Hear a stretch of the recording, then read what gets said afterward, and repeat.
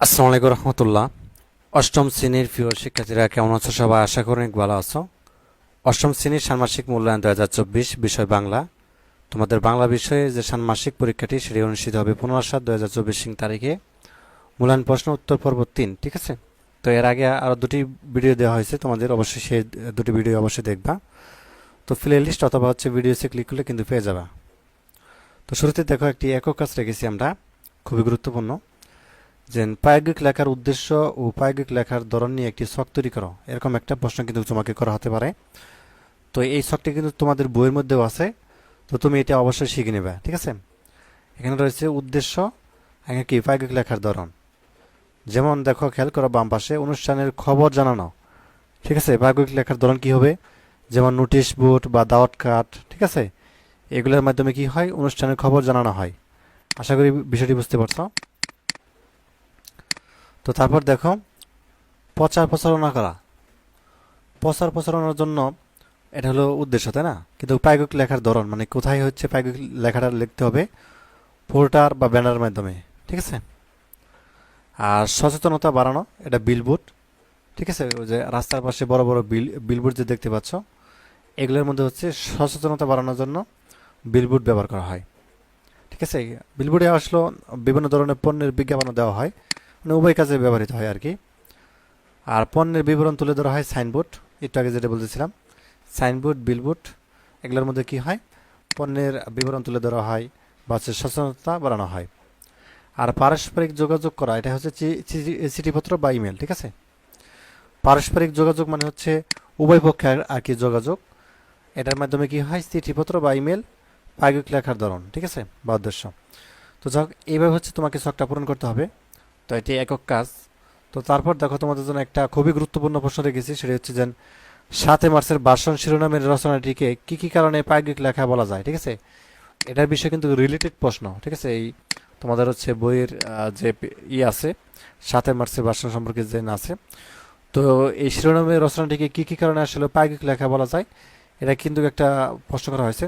তো তুমি লিখবা যে 1971 সালের 7 মার্চের জাতির জনক বঙ্গবন্ধু শেখ মুজিবুর রহমান ঐতিহাসিক রেসকোর্স ময়দান বর্তমান সোহরাওয়ার্দী উদ্যানে বাঙালি জাতির মুক্তির জন্য যে ভাষণ প্রদান করেন, সেই ভাষণটি 7 মার্চের ভাষণ নামে পরিচিত। এই ভাষণটি বাস্তব জীবনের সাথে সম্পর্কিত। এখানে স্থান কাল পাত্র বিবেচনা রাখা হয়েছে। এছাড়াও 7 মার্চের ভাষণে স্মৃতিচারণ করা হয়েছে। উপযুক্ত কারণে 7 মার্চের ভাষণ শিরোনামে এ রচনাটিকে প্রায়োগিক লেখা বলা যায়, ঠিক আছে? তো আশা করি বুঝতে পারছো বিষয়টি। আর ভাষণ জিনিসটা কি সেটা একটু দেখি। যে ভাষণ এক ধরনের বক্তৃতা। তো কোনো তথ্য জানানোর জন্য, কোনো বিষয় উপস্থাপনের জন্য কিংবা জনমত গঠনের জন্য ভাষণ দেওয়া হয়ে থাকে। তো ভাষণ লিখিত হতে পারে, আবার মুখে বলা বা পাঠ করার পরেও কিন্তু ভাষণ নামে চিহ্নিত করা যায়, ঠিক আছে? তো আসলে ভাষণ দুই ধরনের হয়, লিখিত হয় আবার হচ্ছে অলিখিত হয়, ঠিক আছে? আবার পাঠ করে অনেকে হচ্ছে ভাষণ প্রদান করে আর কি। তো যিনি ভাষণ দেন তাকে বলা হয়, তাকে বলে কি বরণ। যারা ভাষণ শোনেন তারা হলেন কি শ্রোতা। তো ভাষণ দেওয়ার সময়ে বক্তাগণ সাধারণত শ্রোতাকে সম্বোধন করে থাকেন। ভাষণ এক ধরনের কি প্রায়োগিক রচনা। তাহলে ভাষণ জিনিসটা আমরা কি পেলাম? এক ধরনের কি প্রায়োগিক রচনা। তো সর্বশেষ তোমাদের জন্য একটা গুরুত্বপূর্ণ প্রশ্ন রেখেছি, সেটা হচ্ছে রবীন্দ্রনাথ সম্পর্কে। তো রবীন্দ্রনাথ রচনায় বেশ কিছু বিষয়ে বিবরণ আছে, এর মধ্যে থেকে যে কোনো দুটি বিষয়ে বিবরণ সংক্ষেপে তোমার নিজের ভাষায় লেখো, ঠিক আছে? তো তোমরা কিন্তু রবীন্দ্রনাথ রচনা পড়েছো। তো এই রচনাটির মধ্যে আসলে যে বিবরণ আছে, এর মধ্যে থেকে দুটি বিষয় আসলে বিবরণ আমাদেরকে বেছে নিয়ে নিজের ভাষায় লিখতে বলা হয়েছে। তো রবীন্দ্রনাথ রচনায় বেশ কিছু বিবরণ আছে, এর মধ্যে দুটি বিষয় বিবরণ লিখবো। সে দুটি বিষয় হলো কি? ঠাকুরবাড়ির বিবরণ ও রবীন্দ্রনাথের শৈশব, ঠিক আছে? এই দুটি। তো 1 নম্বর দেখো, ঠাকুরবাড়ির বিবরণটা। তো প্রিন্স দ্বারনাকাত ঠাকুরের বেশ প্রাচীন পুরানো প্রাসাদকে লোকজন বলতো যে জোড়াসাঁকোর ঠাকুরবাড়ি। তো দ্বারকানাথ লেনের 5 নম্বর ও 6 নম্বর এই দুটি বাড়িতে পরিবারের লোকজন বাস করত। 5 নম্বর বাড়িটি ছিল বৈঠকখানা। এরপর ধীরে ধীরে গড়ে ওঠে নানা মহল, অসংখ্য ঘর। আর দুই কি? রবীন্দ্রনাথের শৈশব। শৈশব মানে হচ্ছে রবীন্দ্রনাথ ঠাকুরের আর কি ছোটকাল, ঠিক আছে? তো রবীন্দ্রনাথের শৈশব অনেকটা একাকিত্ব অবহেলার মাধ্যমে কেটে যায়, ঠিক আছে? রবীন্দ্রনাথ ঠাকুরের যে শৈশবকাল মানে হচ্ছে শিশুকাল, সেটা কিন্তু একাকিত্বভাবে কেটে যায়। তো ছেলেবেলায় মা বাবা ভাই বোনদের স্নেহ আদর যত্ন সবাই পেতে চায়, কিন্তু রবীন্দ্রনাথ তার কিছুই পাননি। তার মা অসুস্থ থাকার কারণে ঠিকঠাকভাবে খোঁজখবর রাখতে পারেননি তার।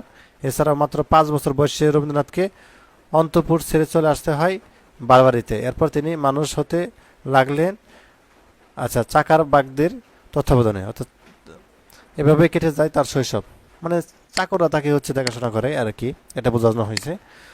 তো বিষয়টি বুঝতে পারছো আশা করি। তো এই ছিল তোমাদের অষ্টম শ্রেণীর যে মূল্যায়নের যে প্রশ্ন। ঠিক আছে, তো ধন্যবাদ সবাইকে এই ভিডিওটি দেখার জন্য। আল্লাহ হাফিজ।